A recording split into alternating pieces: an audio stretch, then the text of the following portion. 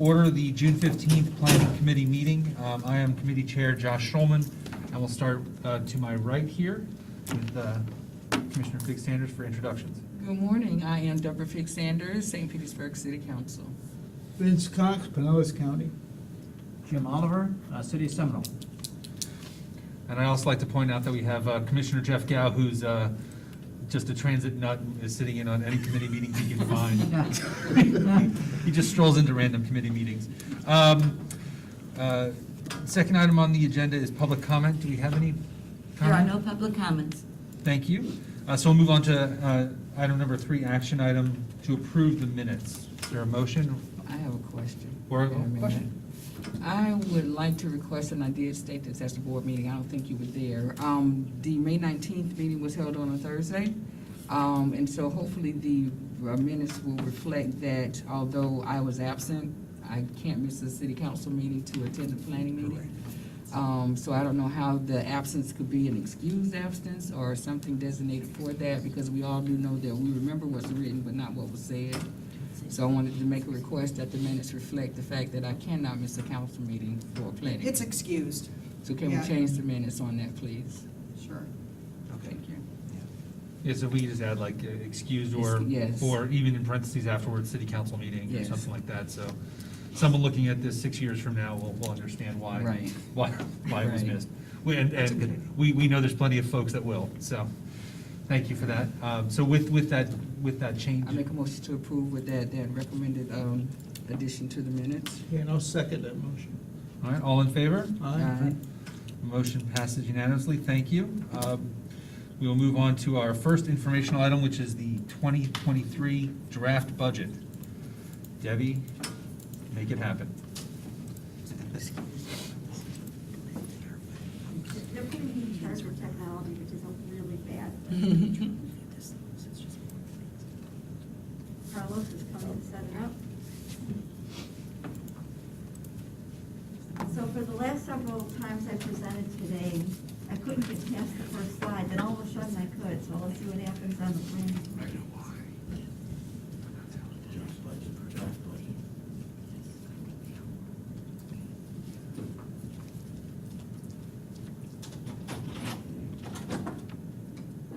As part of our sustainability efforts at PSTA, the full draft budget in its full 120 pages is in your Granicus, but we're actually not going to print that out on paper unless requested. No, Uh, we don't need to print the internet. No. That's that commercial.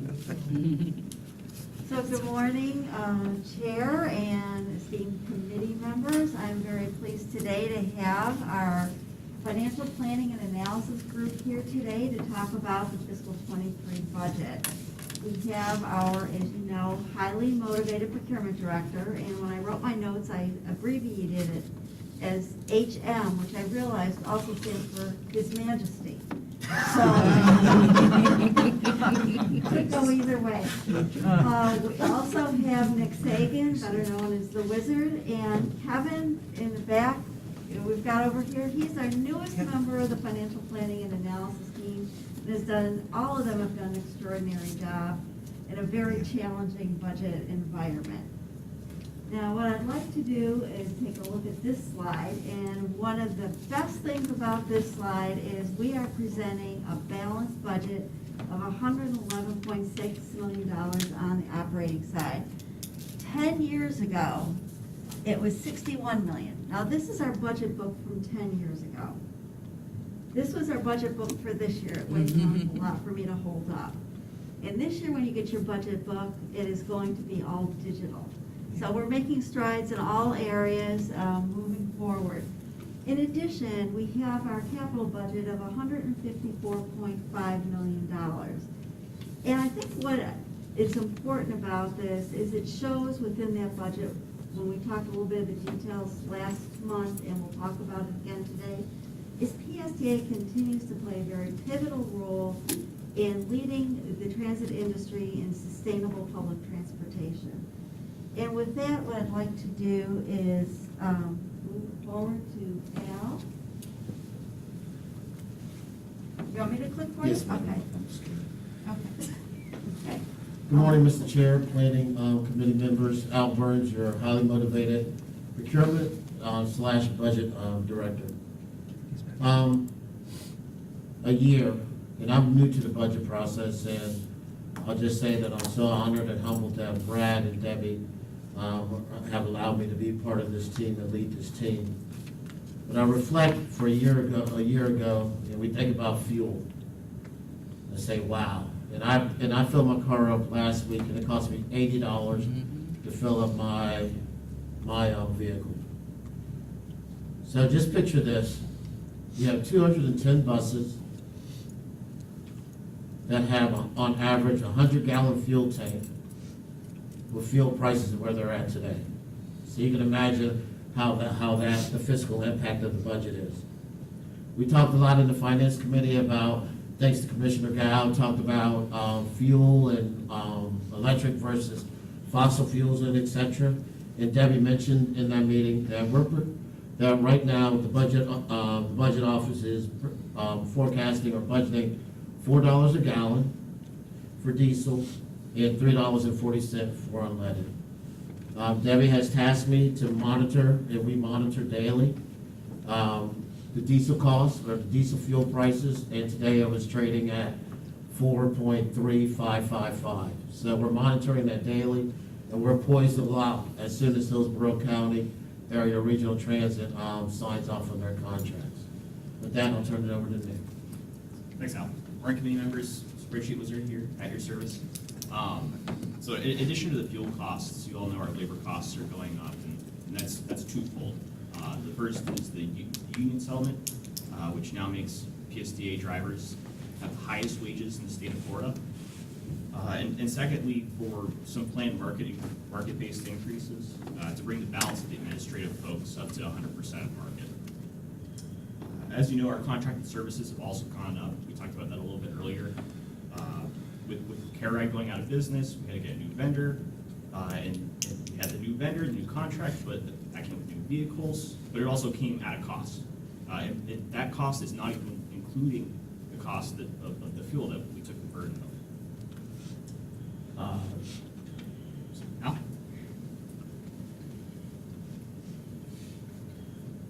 At the board meeting, you're gonna hear the Human Resources Deputy Director do a presentation on healthcare costs. At the Finance Committee meeting, it was unanimously approved for our healthcare benefits packages. And at the Budget Office, we projected 9% increase in cost. And I'm pleased to let you know that we came in 4.5% over last year's cost. One of the things that Debbie emphasized in her presentation about the healthcare benefit package is we do have the flexibility of being, if prices go up, that we do have the flexibility to terminate that contract and go back out for renewal.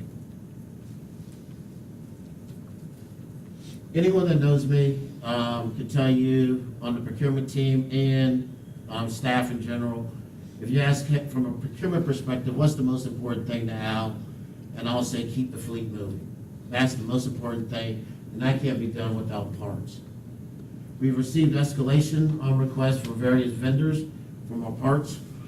Those go through, and we're looking, and they have to provide backup documentation to prove, hey, that their suppliers are actually increasing their costs or their raw materials have actually increased. So it's not like we just sign off on all the escalation that is done. But we're monitoring that every time an escalation comes in, and we're trying to get the most bang for our buck from a parts perspective. Debbie, if you don't mind. So as you can see on the slide, we've strategically addressed every one of these challenges. On the financial planning and analysis team, we like to think only in a solutions-based mindset. And some of those solutions include the electric buses and happy, engaged employees. All of this is included in the proposed budget we're presenting. So you look at, so we talk about competitive, the word strategic has been used a couple times. It was used in a previous committee meeting, and it's been said here this morning by Debbie and Nick. And we're trying to be strategic from a procurement perspective by looking at being competitive with our procurements, making sure we have competition, strategic purchasing plans, and just doing everything, doing our due diligence, I would like to say. When I first started, when I first got up here, I mentioned that this is my first budget cycle here at PSTA. And I can tell you, and I don't know any better way to say it, but Brad was a beast this year during the budget cycle. And I truly mean that. A lot of departments came with a lot of asks. And Brad turned down approximately over $5 million worth of additional requests. So when we did one of the big procurements, Brad referred to me as the GOAT, and I'll surrender that back to him as the GOAT for this. Additionally, the COVID relief money that we received. Thanks to the federal infrastructure, bipartisan federal infrastructure bill, we're taking advantage of that, and we're shifting things around a little bit. Rather than funding some of our capital projects with local monies, we're going to be funding a lot of our capital projects, or attempting to funding a lot of our capital projects with federal dollars. Nick? So, next slide, please. Let's get it. Next slide. We're sorry. Go back one. Oh. Sorry. This one. So our priorities. When we did the Leadership PSTA group, did a food pantry bus, and I think we all remember that, and that was a great thing we did. And to be honest with you, I didn't understand it, and I asked Brad, I said, what does this have to do with transit? And Brad said, hey, Al, there's more to PSTA than moving people from point A to point B. That we're actually part of the community, and that's the reason that this project is important to me. And it stuck with me. And I hate to go off script like that, Brad, and I apologize. But the strategic, this reflects, the budget reflects all of our priorities. And in the first budget meeting that I attended, I asked Brad, I was like, I'm kind of a 50-meter target, goal-oriented person, and I asked Brad, I was like, okay, so what's the goal? That way I know exactly what to do. And Brad said, this is our goal, to make sure that we're in line with all of our priorities. Sorry about that, Nick. There you go.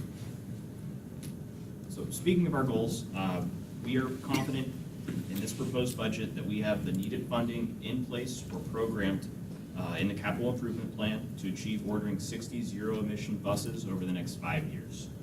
And this will help PSTA become less dependent on fluctuating fuel costs and give us, the ability to maintain control in our future year projections in that area. Now, Social sustainability. The next year's budget, thanks to Nick and Kevin's due diligence, we have the ability for social sustainability. You may remember a month or so ago that Nicole Dufa and Cassandra Borchers presented to you, taking the poverty line from 150% to 200% to allow all of the citizens of Pinellas County to be able to make being able to ride PSTA affordable. Commissioner Schulman, you know that PSTA is actively engaged with the school system and helping with that throughout. Also, I'm also your DBE court, DBELO for the small business initiatives. And PSTA has a very diverse group of ERG, or employee resource groups, that range from everything from multicultural magic to pride to single parents. And all of that, we feel, has to do with social sustainability, and that's reflected in our budget. so committee members, this was my first time fully managing the budget process. And considering all the inflation challenges we faced, I couldn't be more proud to present a balanced operating budget for you all. The best part of this slide here is the team got to learn that James Bradford is left-handed. Al?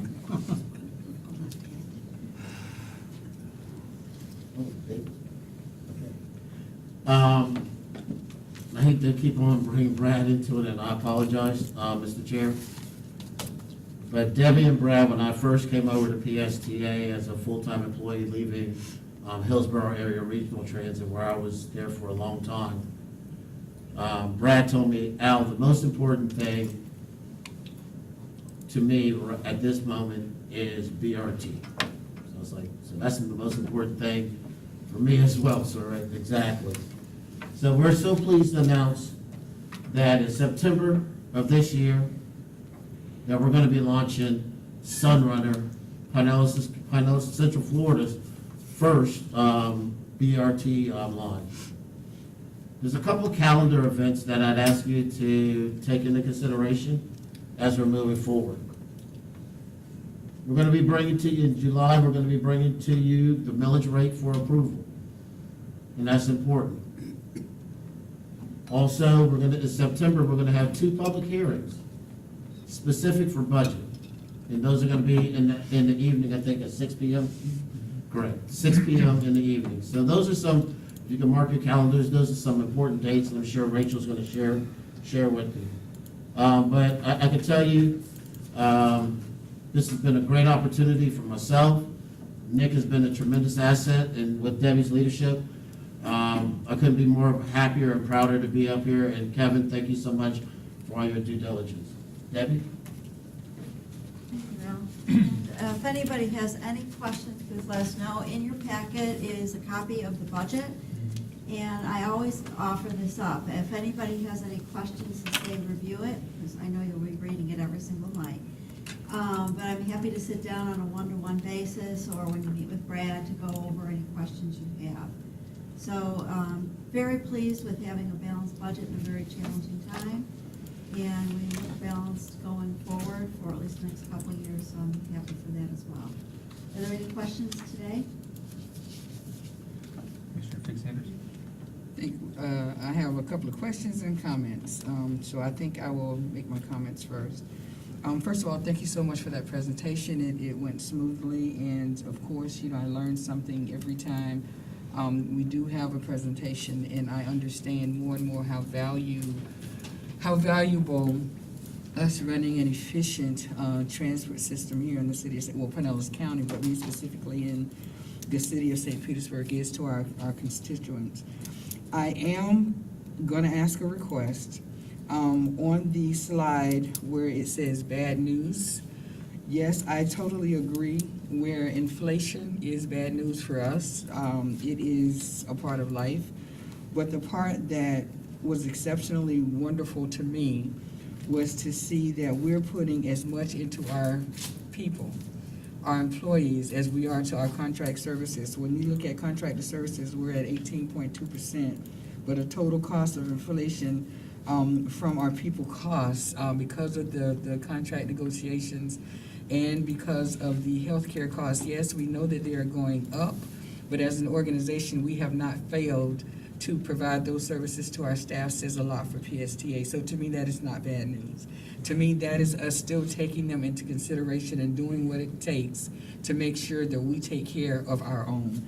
So I just didn't look at that as bad news. That's just my 2 cents. Also, aren't we glad that we began talking about electric buses a long time ago? Yes. Aren't we glad that we had plans for that before we were actually put into this reality of understanding how important that move and those decisions would have made?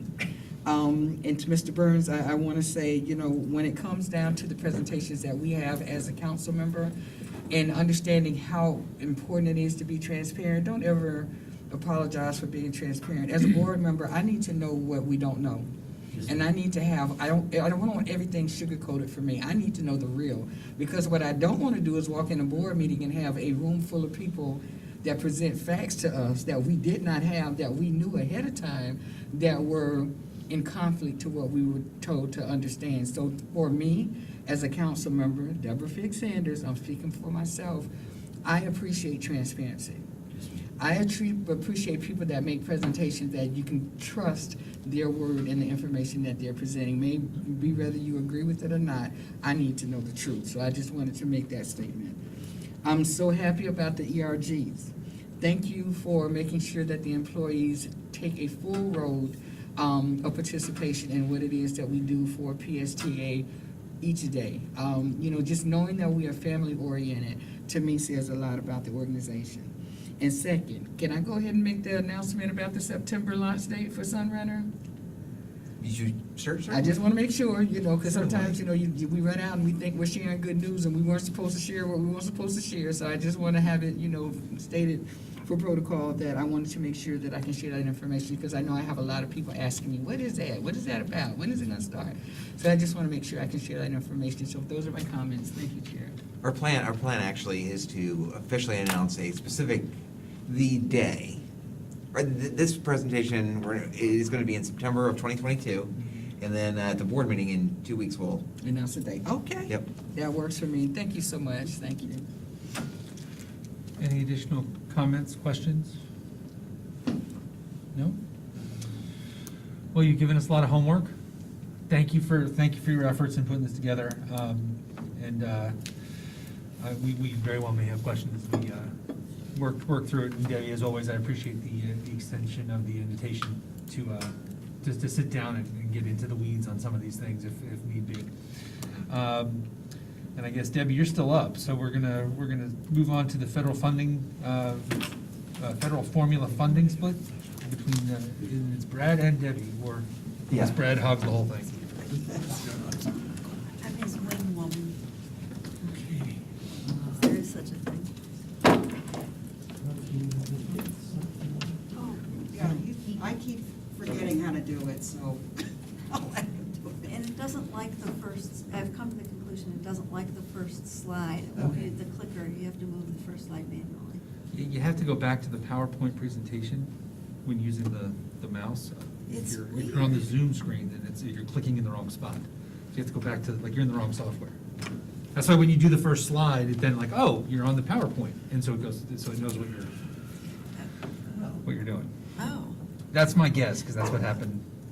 yeah, I mean, it was consistent, I couldn't move off the first slide. It's because it was in the Zoom Oh. software, and so when you're clicking, it thinks you're in Zoom. So you gotta click into the PowerPoint presentation, Huh. and then it said, oh, you're in PowerPoint, I'll work over here. Up and to the left. This, Over here. So while I'm getting that set up, two a comment and then a late breaking issue.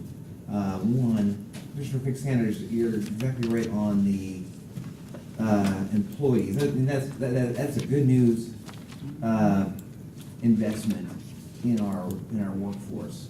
We participate in lots of national calls and groups across the United States, and every single one of these Zoom calls that I participate, or James Bradford, our Chief Operating Officer participates, all we hear from transit systems across the country is they are having to cut back their routes and services because they can't find the employees. And you see that at restaurants and all these places. And every time we do something,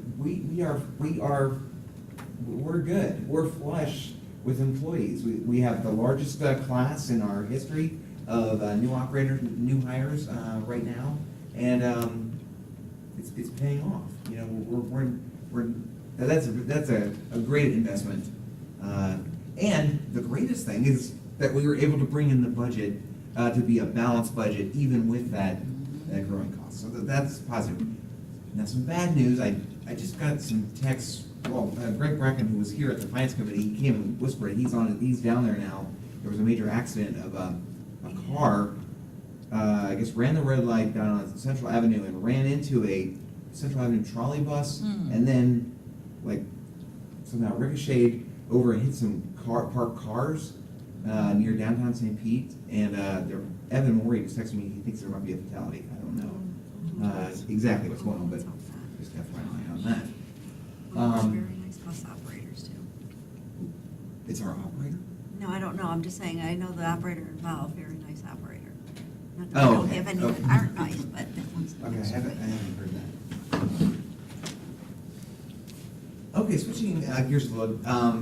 This was a presentation I gave to the PSA Legislative Committee last week, and the Legislative Committee suggested that I present this to the Planning Committee and then maybe to the full board, just to keep you aware of a an issue that is percolating with our partners across the bay in Tampa.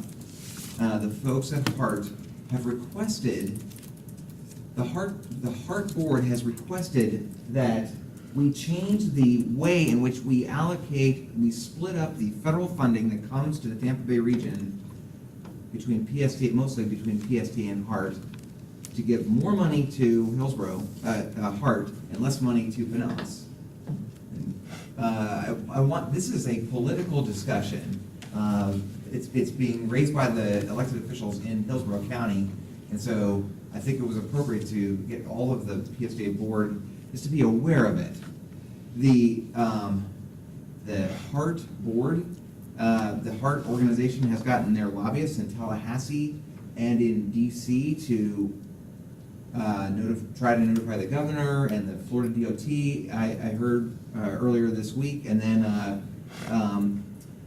their federal lobbyists have tried to have talked to their elected officials. So yesterday, I was in Washington D.C. with Councilman David Albritton, bringing home the money for the Clearwater Transit Center, and we went and met with Congresswoman Castor, even though she's technically not Pinellas yet, but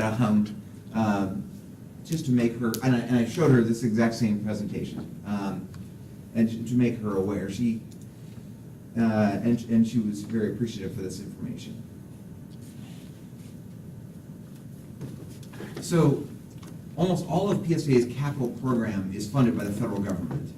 It comes in two different varieties. There are competitive discretionary grant applications, like for the Clearwater Transit Center, like for Sunrunner, that we apply for and we compete for the funding. And then there is, the bulk of the money comes through a formula on a very consistent annual basis. The federal government provides formula funding to all the transit systems, basically all the transit systems in the United States. The way they allocate that funding is by urbanized area. They don't allocate it directly to PSTA. They allocate it to the Tampa Bay urbanized area, which is a census designation. Right now, it includes Pinellas County, Hillsborough County, and almost all of Pasco County is in the urbanized area. So what they ask you to do is they say it is a local decision. We will give $35 million, or now $45 million, to the Tampa Bay urbanized area based on a complex formula I'm going to show you. And then it's up to you how you want to split it up. The entities that have to agree on splitting it up are the transit systems in the Tampa Bay urbanized area. PSTA, HART, T-BARTA, and Pasco County. All four entities have to agree each and every year on how to split up the total funding. And if any one of them does not agree, they can not sign the split letter that we are required to send to the federal government every year, and then nobody gets their funding. Basically, any entity, any of the four entities can veto this split, and then nobody gets their funding. And HART has raised this, that they want to change the formula, and they threatened not to agree to the split. This is the outcome of the most recent split, 2022, which has just been approved. So this is an issue that really is not going to come to a head until about a year from now, because all four entities have signed the letter for 2022. You recall the federal government didn't get around to approving their budget for 22 until March, I think it was. So this just happened. The split is about 44% to HART, 43% to PSTA, Pasco about 9%, and T-BARTA gets 2.8%. In total, for the last 10 years, Debbie and I did a calculation. It's about $25 million a year for both PSTA and HART, and they're very close. And I think, because I was requested about a month ago to go to the HART board and make this same exact presentation, the elected officials from Hillsborough County were just look at that slide and they say, we are so much bigger than Pinellas. How could we possibly get about the same amount of money as Pinellas? It's just, from their perspective, it doesn't seem fair. Again, the money flows, the federal government does not care. They do not dictate how you split up the money. They leave it up to the local agencies on how they want to split up the money. It is not a state DOT issue, and we've heard from our lobbyists that the governor's office and the DOT have said, this is not our issue, we're not gonna do anything about it, even though the Hart lobbyist is trying. They're not gonna get involved.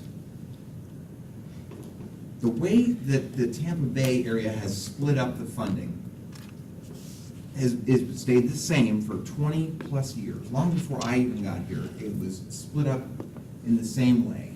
It is split up in the same way in which the money is earned.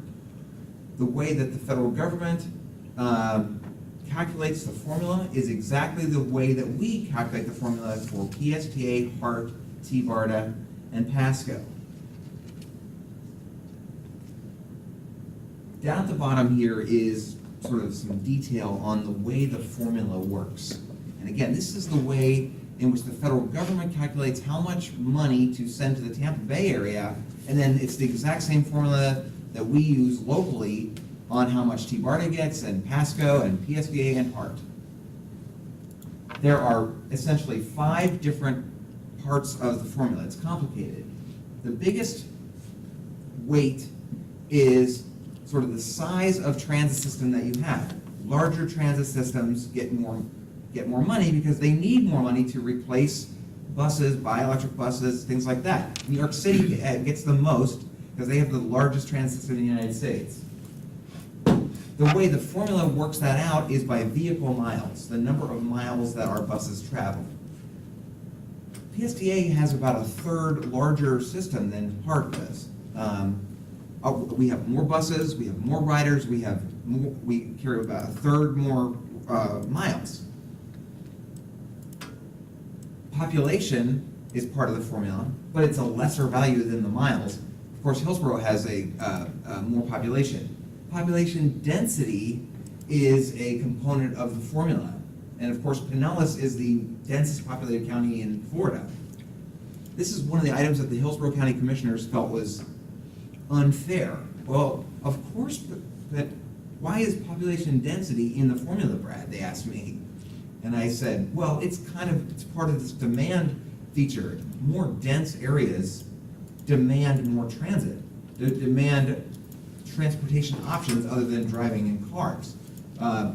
Wide open sprawl areas like parts of Hillsborough County don't demand as much transit because they're built around automobiles. But downtown St. Petersburg and other areas that are more dense, they don't have as much parking. They don't have as many, they can't take as many cars, and so they have more demand for transit.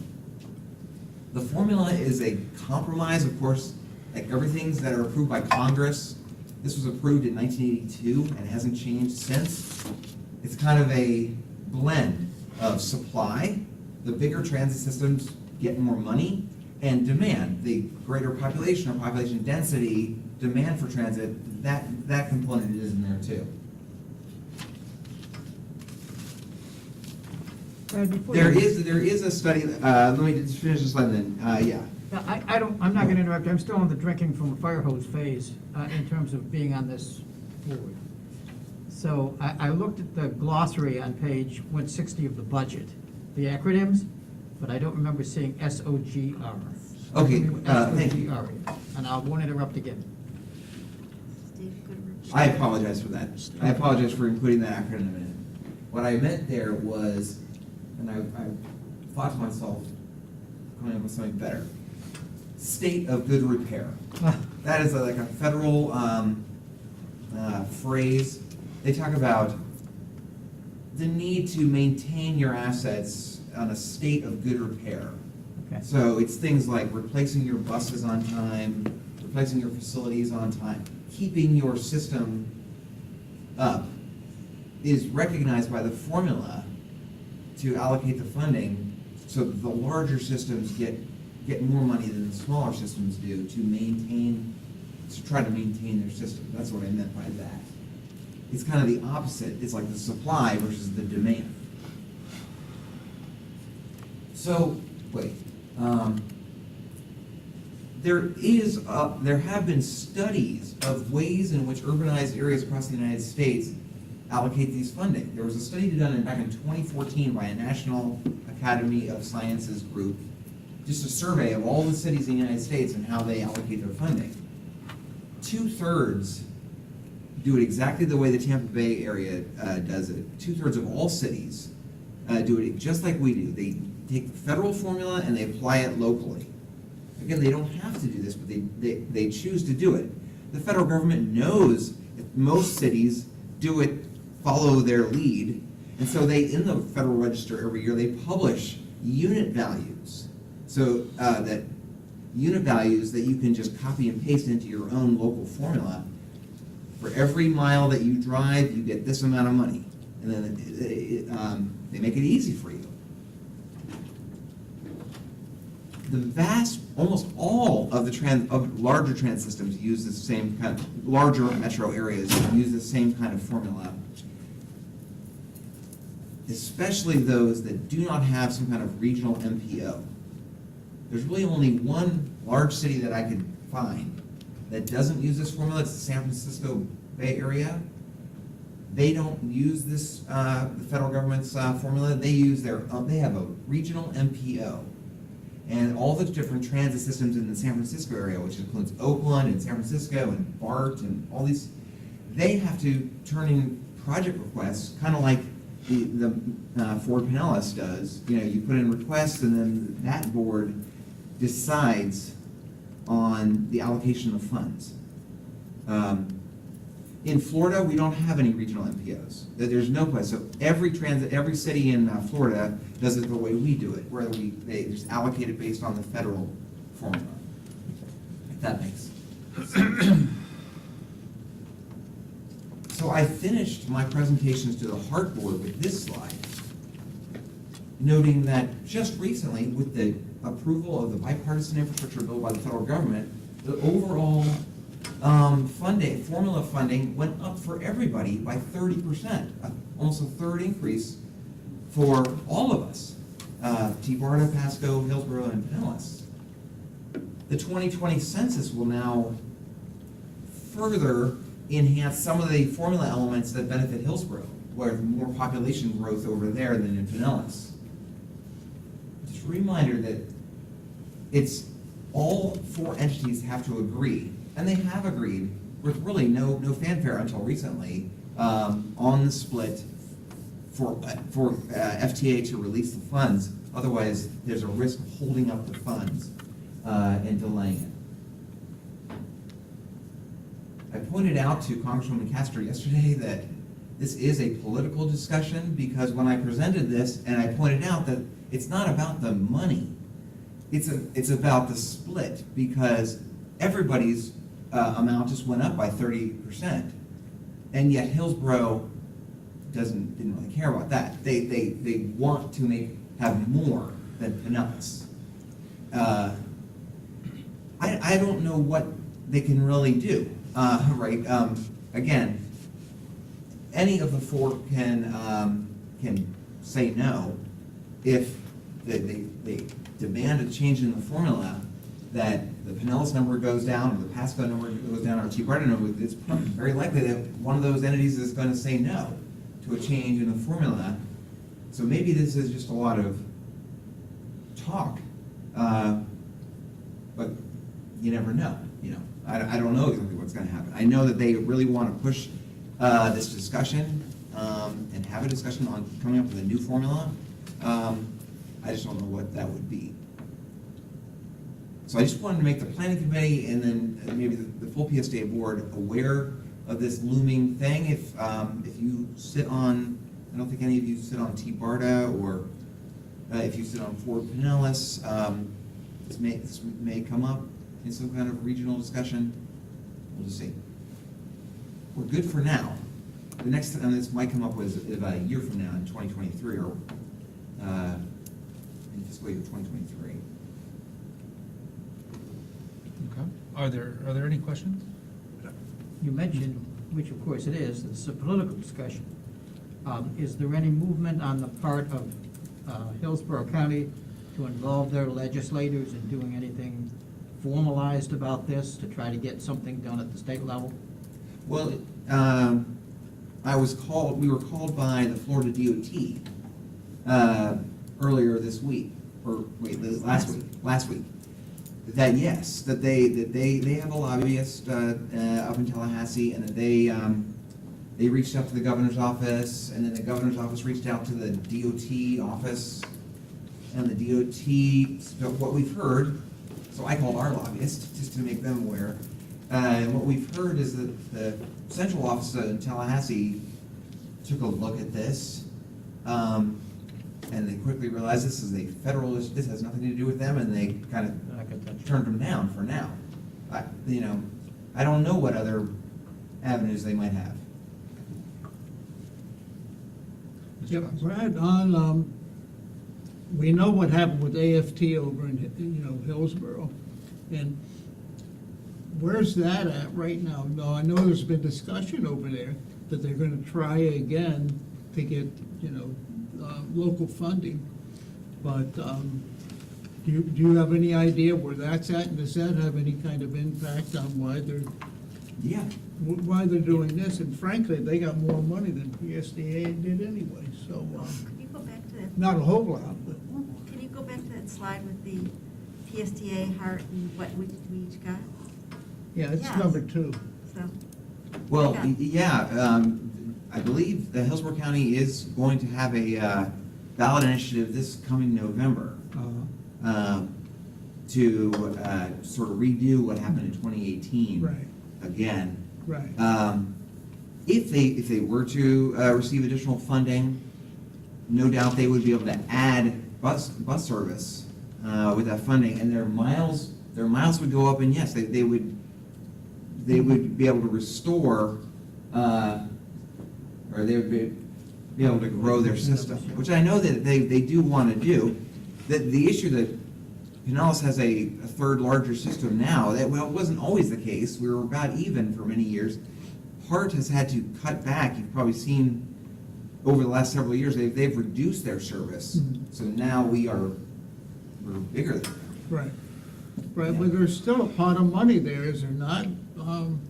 They haven't decided to do? Oh, yeah, I don't really have it, I don't, Okay, I mean, Ray, just, do you know anything about that Yeah, pot of money? It went before the judge, and he has not released how to disperse the funding. The last word is they were gonna talk about giving it back to the county commissioners to let them go ahead and disperse it at their beck and call type thing. But he has not released the money yet. It's still sitting in the bank. So, okay, all right. That's just an aside, because it seems like it would have something to do with this in some form or another, this kind of fund. Yeah. That's all, thank you, that's all I got. Commissioner Fix-Air? Thank you. The only thing I'll contribute to the conversation is we have a T-BARTA meeting. I think the next one is scheduled July 15th. So I'm sure we will get an update on that, but I will say it has been interesting conversation and dialogue that I've heard in regards to Hillsborough County's position on regional transit. So I do agree with you as to your assessment of where we are with that now, but hopefully I'll also get a clear understanding at the next T-BARTA meeting. Okay, great. So, Hillsborough hasn't come with a specific ask. All they're saying is that they may be interested in changing the way the formula is. They haven't said what they want the formula to be. That's correct? Correct. When I showed this, I know some of the Hillsborough County commissioners made comments on this slide that they liked the parts of the formula where Hart got more money than Pinellas. Those were their favorite. But other than that, no, they haven't come up with any specific proposal. They just pointed out that there is no requirement by the federal government to use that formula. We could change it if we wanted to. Okay, so, and I think, and Commissioner Cox brought up the point, and you mentioned it, that as well, if and when extra funds are released to them from the sales tax initiative that they have, they could increase the number of buses that they have, which would increase the number of vehicle miles that they're driving, which would increase their federal formula allocation. So, that would potentially be a negative for us, if that were to happen. So, while I realize this is more informational, I would be wondering, if we're taking any steps to look at what our target formula would be, looking at those possibilities in the future. Like, are we giving more weight to population density versus vehicle miles, which affect the transit system, right? Versus driving a bus 70 miles to pick up 2 people and then coming back, or the density and higher ridership that you have. So if the conversation is going to be coming to a bit of a head, I would think that we would be running our own models that make sense based on what different paths are, so that at least we have something to fall back on and not playing catch up with whatever they wind up putting in front of us. Counteroffensive. The best defense is a good offense, but or the best offense is a good defense, whichever way you want to do it. But it seems like when I was looking at it, population density seems to make more sense. And I do wonder with the vehicle miles, these federal funds, these are operating funds, capital funds, both funds? Okay. Could be both. It's a formula fund that you can use for capital or operating. We at PSTA tend to put the majority, if not like the last couple of years, all of it into capital. Other entities do not. There are some eligible expenses from the federal government that are in our operating budget that you could use it for. We, and most systems, including PARC, they use most of it for straight up capital. So part of my mind goes back to the presentation we had in the Finance Committee on the value of electric buses and the operating costs of electric buses. And if I was in Hillsborough, I'd be starting to also look at those forward-thinking Pinellas folks that have these electric buses that are less costly to operate, and therefore their cost per vehicle mile driven is less. Therefore, we should be putting more money into vehicle miles for our antiquated fleet, and versus maybe switching to a population density view. It's interesting, and I'm not going to get in the weeds, but I've become one with these complex spreadsheets. And when the federal government is allocating it to what they call the UZA, the urbanized area, the detail behind some of this, like the vehicle miles, it's not just the miles that we drive, it's the revenue miles. Okay. Because they said that's an efficiency, effectiveness and efficiency.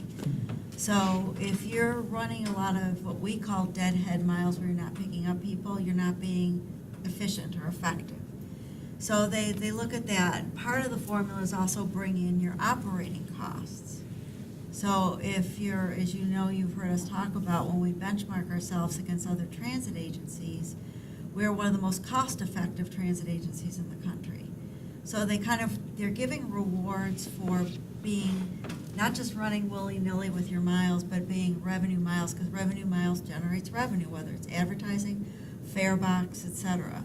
So there's a lot of things that FTA puts into this that try to incentivize us to do that.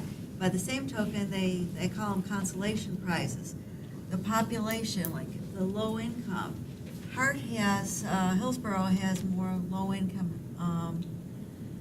population than we do, so they get more money than we do. There's different things in different areas, as they say they get more, but then what do you do with it?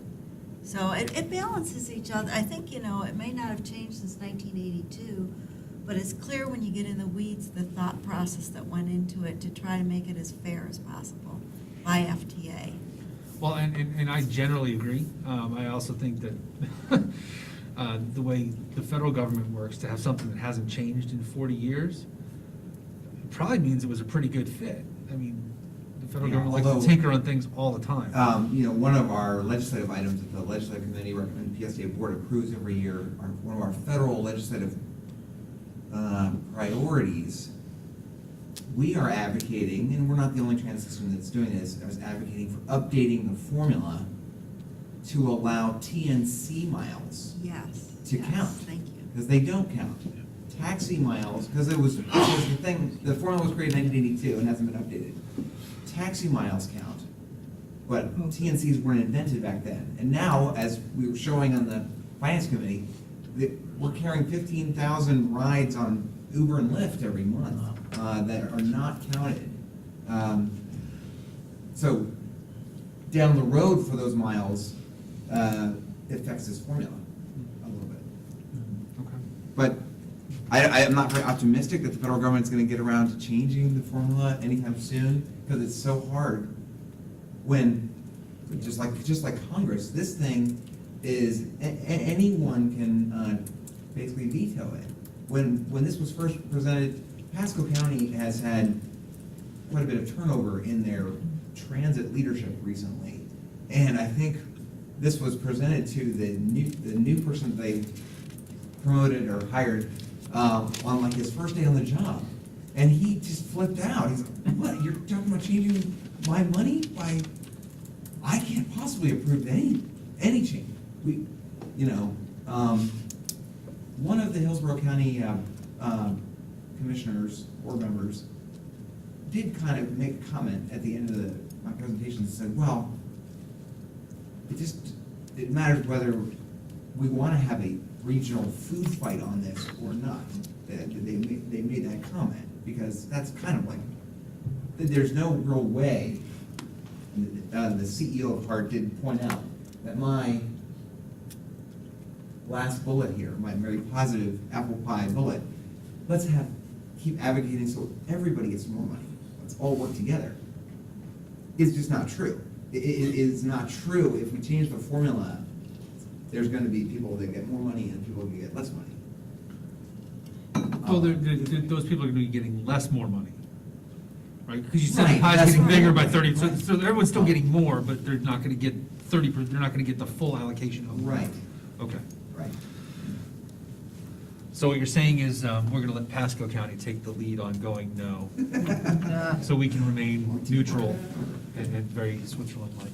Okay, any additional questions, comments? No? Nope. Any other business for the planning committee? Nope. Brad, I did want to actually mention, I know Commissioner Gao was there at the School Transportation Safety Committee meeting last week or the week before. They were talking about, they just purchased new routing software. Oh, yeah. It's part of a big push on the school side to reimagine their internal transit system. And so I mentioned it to them that we're also going to be doing, at the end of this year into next year, our long-term transportation plan, right? And looking at our routes and things like that. So I just want to make sure that, even as that, the pilot project is going, that we're cognizant that they are currently looking at those. And so, to the extent that they're willing to have us sit in or weigh in or, be a part of that planning as they're doing it, it would probably be helpful. Well, I know, and we had her on the finance. Yeah, I was gonna mention it in finance, Heather but then thought it was Stolish, for planning. I know she had a meeting with the Pinellas County Schools yesterday, or her follow-up meeting, because we are trying to make sure we get this pilot at Largo, Dunedin, and Gibbs going for the start of the school year. And she told me that at the previous meetings she's had, that they pointed out that they have this whole new software that they are learning. It should help in planning more connected services for their school kids riding PSTA buses, but they're kind of in the throes of learning how to use it. And I understand, I just, if we're able to be, and they're willing to have us, work with them side by side, then it would help with collaboration as that continues to unfold, Yeah. because they are starting a new process, and so it's a whole new thing for them, and they're looking at their transportation in a whole new way. So if we can help them with that, in that we do that more often, and I don't remember the number, but I thought they said they have something like 170 routes, is what They do. It is a ton, and then they talked about how, if there's, a child on one side of a 4-lane road, they'll have to send a bus to that side of the road. Right. As opposed, so then the thought came up, is there an opportunity to look at is PSTA, can PSTA get them, because we have more stops and more places, pick up kids and take them to the bus stop as opposed to the school, right? So being an intermediary in those sorts of ways. And I don't know if everyone's thinking that dynamically about how transit can work or how we can integrate the two systems. And so just being part of since they're going through it, I thought now's a good time to be talking It about it. is an opportunity. I mean, you're exactly right. It's like they speak a completely different language when it talks about bus route planning than the way public transit. You know, we go down the main roads of Pinellas County, basically. They do a dot map of all the students, all young children in Pinellas County, and then they do a connecting the dots thing with their routes. Being mindful of not having any person cross, what is it, more than 2 lanes, a 2-lane road. And then there's different buses for different kinds of school Yeah. programs programs and things like that. Yeah. It just, we had 2 school board members there, and they were commenting how it's more expensive because they have to send buses into areas just to pick up one child. Yeah. And when I mentioned the same notion to them, they were like, we didn't even think of that. So I know. I'm afraid there's a lot, there always is a lot of, we didn't think of that until you start collaborating, and that's what hopefully the collaboration brings. And since they're starting that whole process, I was hoping we could really push to be a partner in collaboration from the outset, not trying to come in after they've fixed their new routes and been like, okay, this is how we're now doing it. And so now we have to retrain them again to try to open up the system a little bit more. Well, So- we can check into that. Maybe we can expand it faster than just the three high schools. Honestly, even if we're just part of the planning conversation, so Yeah. so that we can talk about how in the future, this is how we might look at this piece, like we can't do this now because we're in the pilot program. And so that they're aware of it. Yeah. And again, it may not, but I don't know, because they're going through that process now. So, Thank you. any other business? Nope, everyone wants to get out of here. All right, so this meeting's adjourned. Next meeting is July 20th. And we'll have a board meeting 2 weeks from now. Thank you, Josh, good job. Very good.